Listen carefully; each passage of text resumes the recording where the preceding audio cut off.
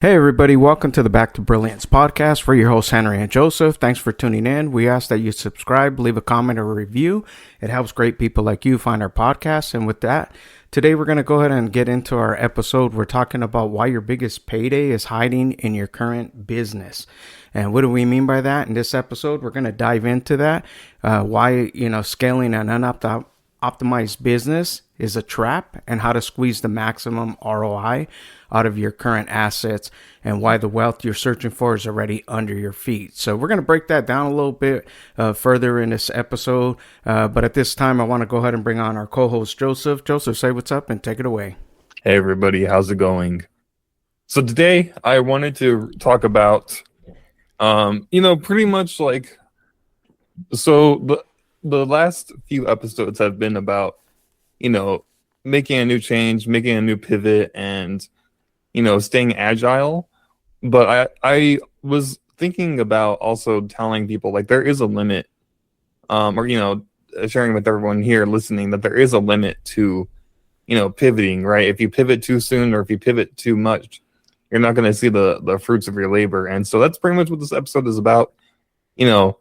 Yes, we encourage you to be agile and to always look for new pivots to make, but there is something to be said about doing one more rep, or sticking with your guns, because myself included, I've made pivots where I didn't really need to, and I saw people who didn't make a pivot, see they had a much larger payoff than me, because where I became self-conscious or whatever, then I made a pivot. Well, that kind of killed a lot of my momentum because of that. So yeah, that's kind of what I wanted to discuss this episode. Absolutely. And the thing is when we're talking about is like staying agile and making a pivot, it's not constantly pivoting, it's knowing when to pivot, and that's what brings us into our first point is, why you don't need to start over every time, when things ain't working. So our philosophy here is that try it. If it works, keep using it. If it doesn't work, then, scrap it and move on it, but learn something from it, So the reality is too many times we're looking for, the solution at one place, or, we don't see it because you're in the weeds of everything. So when you're caught up in it, you can't see the things, right? So a lot of times we think, oh, it's just not working. The reality is you have to give enough time for it to it's like a seed, right? You plant the seed, it's not going to grow a tree overnight. So it takes time to take root. It takes time by, watering it and doing these things, So any project that you started, don't feel just because it hasn't taken off that it's not going to happen. So now I got to start another thing, So that's kind of what we're talking about here. And, that brings us into our points is we call it the, Brian Tracy, it's the acres of diamond concept, right? So it's a parable that Brian Tracy says in one of his books. He talks about a story of a man who traveled the world looking for a diamond mine, only to discover one was in his own backyard. And we do that a lot, right? We hear great ideas. Other people are doing things. Oh man, I could do that too. And we go after that. It's kind of that shiny object syndrome. And we scrap the thing that we've been working on for the last, 3 months, 6 months, a year, because we didn't see anything happen from it. And I'm guilty of that. I shared that with Joseph not too long ago. We were talking before, and it's that hunt, right? We were talking about the hunt. You create an app, you create something, and you're all gung-ho for it in the beginning, everything's going good. You get some traction, you start telling a few people, it sounds good, but then when it comes time to sell, you kind of lose the momentum. It's like you lose that hunt. So you go looking for that so-called diamond, mine, but it's in your own backyard. So don't scrap things. That's our point is, you don't need to start over. You can start where you're at. Exactly. So yeah, I really want to, pivot, or not pivot, but go back off of what Henry just said, right? The diamond story. There's another story that I heard recently, which was it was I forgot what Asian country, but basically there was two people wanted to grow bamboo, and bamboo apparently takes 5 years to really get going. And so person one gave up 2 years into it because every day for 2 years they watered the ground and they didn't see the ground shifting. They didn't see nothing. They didn't see a sprout. They didn't see nothing. And so they gave up on it, right? They gave up on the dream of having a bamboo tree. While the other person was just like, I'm just going to water it until something comes out of it, or, until I see payoff from it. And so on the fourth year, the bamboo tree finally started to sprout. And on the fifth year, the bamboo tree was already, not fully grown, but, it was significantly grown by that point. And, that is another example of, just keep going with what you're doing, because, you could be that person that gives up 2 years into the bamboo tree, and you could have a whole bamboo forest, right? And so it is kind of like an entrepreneur trap, which is like, constantly trying to chase like a new market, or like, oh, this new software, or oh, this new AI, like Claude is going to save my business, or, whatever the case may be, right? And so I just want to say, like, your biggest payday is probably hiding within your business, like, that you're not really seeing, or that you're not fully that you don't have the perspective to see where that payoff is, right? And so basically the fastest way to get your dream business is to really refine and optimize what your business does, right? So let's say you're a plumber, and let's say your client let's say your client loyalty program or whatever, it's unoptimal, right? So let's say every month you always have to find new clients because your previous clients don't renew with you, right? So that right there is a time and energy sink, because now what you could have been doing is servicing those people that you serviced last month, but now you're having to find new people every month, right? So that's an example of, like, one way to really optimize your business. And another thing that I want to say about, what to consider before you pivot is really trying to maximize before you try to pivot, right? And so the thing about it is if we try to make an unoptimal system, I'm losing the words I'm trying to say, but it basically, if you try to get the most out of an unoptimal system, you're only going to get, very weak rewards, right? So let's say your client acquisition process only gets you 2 clients per month, right? But you're like, oh, I'm going to hammer away at that every month. Well, that's an unoptimal system. Let's say if you were to optimize your client acquisition system, or your lead generation system, whatever you want to call it, and you get, let's say 6 to 7 clients a month, well, then you want to really multiply that, because that is a more optimal system. Absolutely. And talking about, maximizing before you multiply, what that comes down to is also having your systems in place, right? A good book for that I always recommend is the E-Myth. He talks about having those systems in place, because there's a danger when you try to scale broken systems. What served you to get to this point is not going to serve you to get to the next level.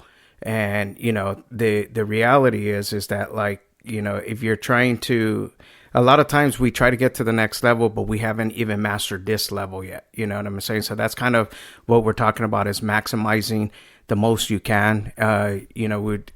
Joseph just shared, the entrepreneurial trap, which is a really good one. A lot of times, if you're not getting that business, or it's an unoptimized system, it's probably because you're not leveraging what you have. You know what I mean? So you're looking for a diamond mine when you already have everything you have, So if you've already been serving, even for a short period of time, you have a little customer list, you can always reach back out. That's something that I'm doing now.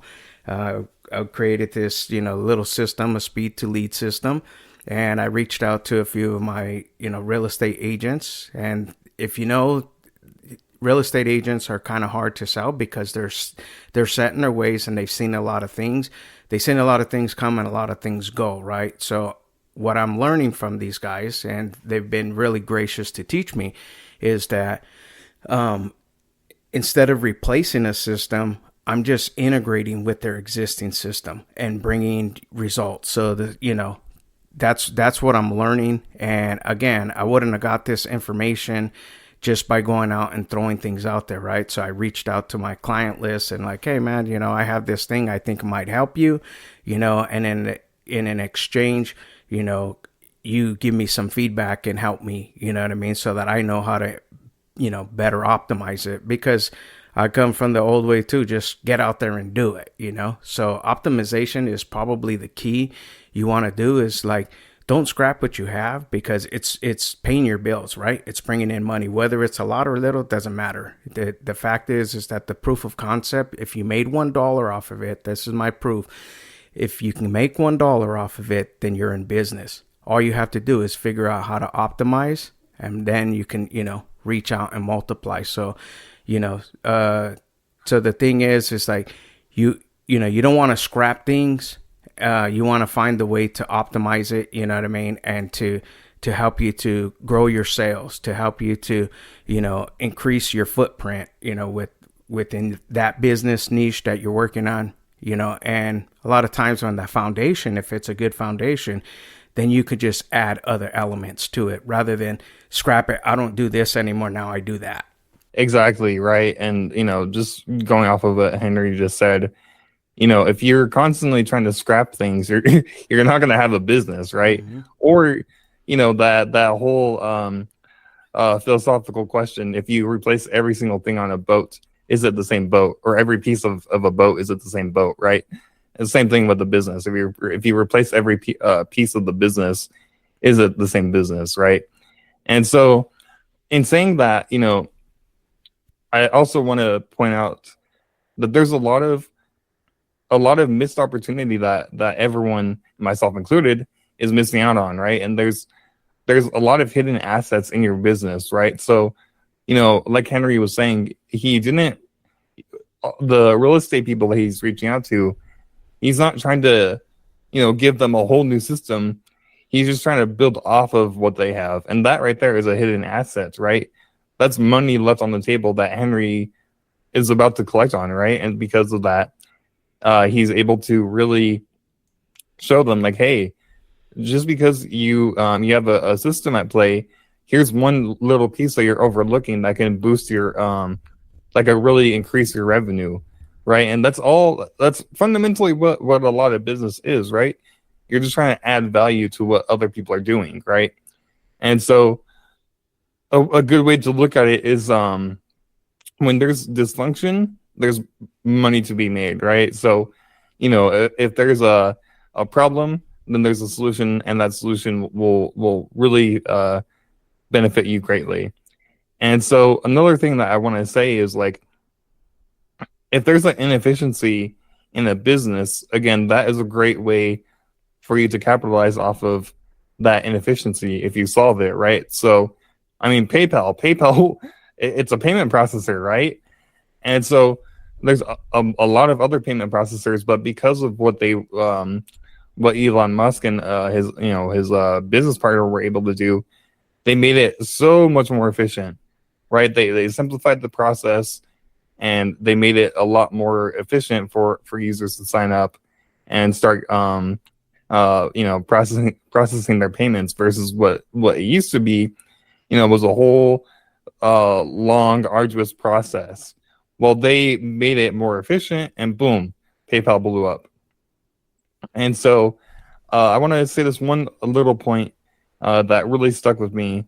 I was listening to a video of a guy talking about, when you hit rock bottom, it's not because of your lack of resources, it's a lack of resourcefulness, right? So even if your business is not doing great, it's not, oh, there's not enough people to service. Oh, there's not enough clients. Oh, there's not enough. No, there is enough. You're just not looking at it in the right way to really maximize what you have. Absolutely. Well said. And that talking about inefficiencies in business, in talking with people lately, the simple thing is to, that you see videos and people say, oh, just go ask what your pain points are. Well, I'm gonna be honest with you, they don't know what their pain points are.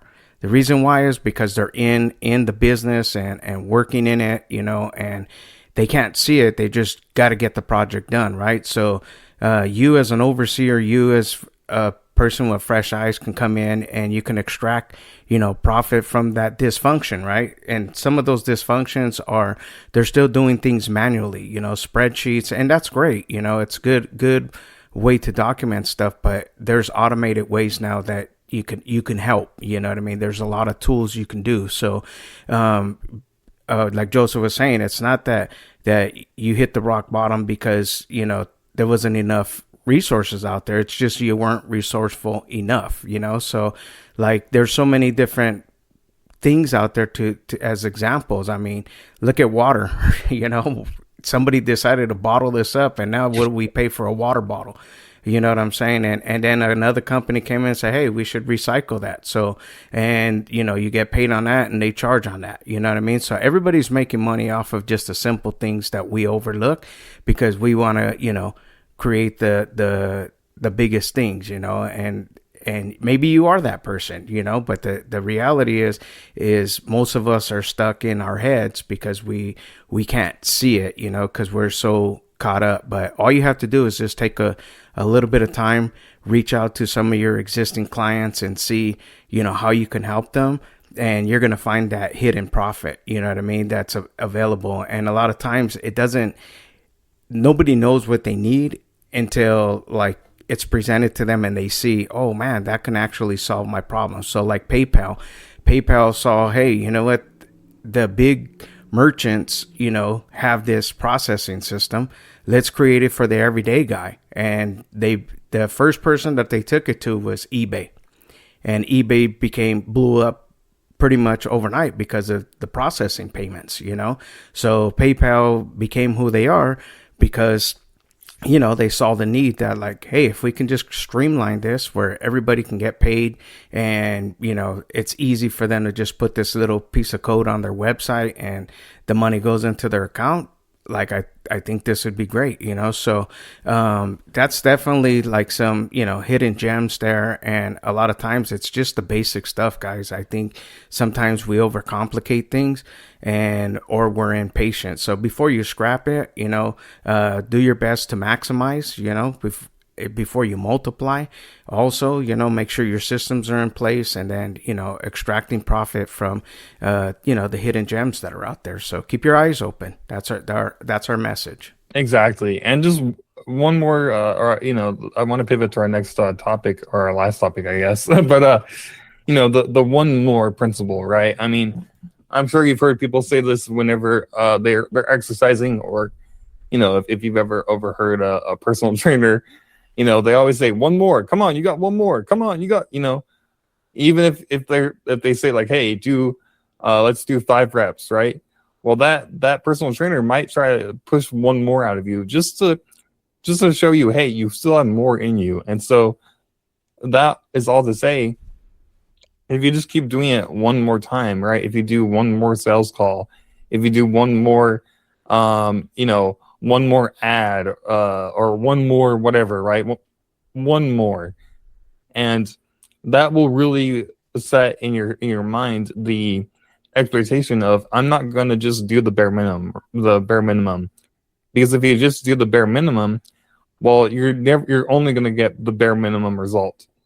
Versus if you always do one more, or if you're always looking for one more, then you'll always be looking for you'll always achieve one more than the next. Absolutely. And a good book for that is written by Ed Milet, and he talks about the power of the power of one more. And it's true, like when you're feeling tired and you're dialing out, making, cold calls, it's just one more, one more away, because you never know. That's it. That one more might be the one that, opens the doors, and that's kind of like we talked about the bamboo, a little while ago.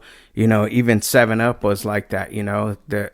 when they first started out, they couldn't get the name right. So it was 1UP, 2UP. They sold it, 3UP, 4UP. They couldn't. Finally, they got to the point where it became 7UP, and it's still in existence today, you know, and they built other products around it. So it's like just the power of one more, making sure that you have a good system in place, you know what I mean? And not just scrapping things because they're not working out, you know. I put a week into it and it didn't work, so it must not work, you know. When you get those creative ideas and those gifts that come to you, they don't come to you because you sat and thought of a great idea. You know, it's a word of inspiration that comes to you, you know. So when you get those, you know, you never know who it's for. You know, again, not everything serves everybody, right? So your uniqueness serves a unique niche. So when you look at it, if you look at it today and think, it's kind of foolish, it may be, but the reason it came to you is because it's a gift, it's a resource for you to explore and to use, you know, to the best of your ability, your gifts and your talents, you know. So we're talking about, you know, your biggest payday might be just hiding in your own backyard, you know, in your current business, you know. So don't go out looking for diamond mines out there when it's probably just in your backyard. You're just not seeing it because you're trying to do the big thing, you know. Maybe that big thing is, I'm going to create a PayPal too, like that. This is just an example, you know, but you can do smaller things, you know what I mean? So little niche things that help, you know, and integrate with a PayPal, you know. So maybe you could build a website for somebody. Maybe you can, you know, you're good at setting up a Shopify. You know, there's a lot of different things. So think along those lines, you know, and you know, that'll help you, you know, and keep you away from that, you know, entrepreneurial trap and you know, where you think you have to do all these things and go get new customers, but utilize what you have. That's the point. You utilize what you have, maximize before you multiply. Make sure your systems, your foundation is solid, that you have everything set up, you know, and then extract profit from, you know, the hidden assets that are at your disposal, you know. So there's a lot of things. Reach out, you know, join a community, you know, get involved, keep listening to podcasts like this, you know, and feed yourself, and definitely be very resourceful. So with that, I want to bring Joseph back on if he has any closing thoughts or ideas before we close it out. Yeah, definitely. You know, like we said, right? And I really want to stick or you know, send this point home, but again, a lot of the time, it's not a lack of resources; it's a lack of resourcefulness. And I've really been seeing that a lot recently, where I feel like I'm not being resourceful enough, and I look around me and I see these people, right? They'll do like something very minor, but it's because they were being resourceful, right? It looks really minor, but to someone who's not really resourceful, they're like, "Oh, I never even thought about that," right? And so that's really the biggest key takeaway from this is just like really see what you have and really try to optimize what you have, because what you have is good enough and you yourself are good enough. And, you know, I want to give a shout out to our community. It's a community of real support, you know, for all entrepreneurs who are tired of doing everything alone. We have a weekly structure to help you stay focused and follow through with whatever you're trying to do. So that's backtoBrilliance.com.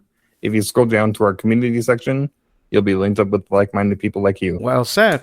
All right, guys. Well, thank you for tuning in to our podcast. Don't forget to subscribe, leave a comment or review. It helps great people like you find our podcast. And with that, we're out till the next time. Stay blessed. Bye-bye.